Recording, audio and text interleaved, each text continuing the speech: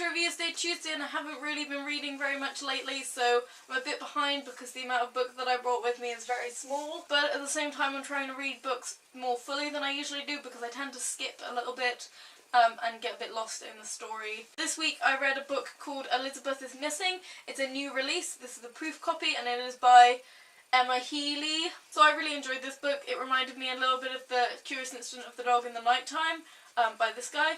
And I really thought that it was an interesting sort of take on reality.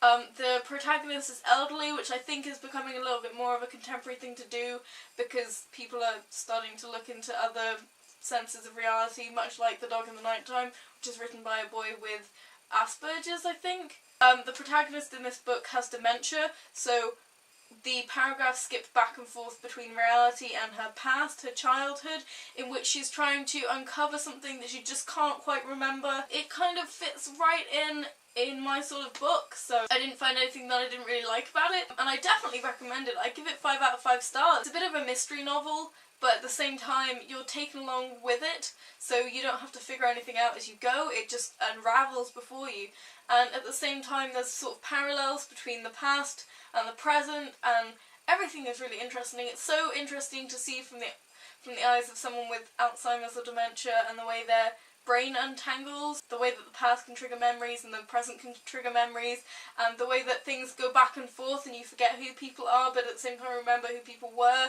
and so many things. It's just so interesting, and I definitely think that it is something to read. It's a definite 5 out of 5. I recommend it. Next week I might do some vegetarian diet review thing. For more of my reviews you can watch last week's episode here, or you can find my Goodreads account in the description below. You can also find my Tumblr and Twitter, so please follow me, like this video if you like this, and click down there if you want to subscribe.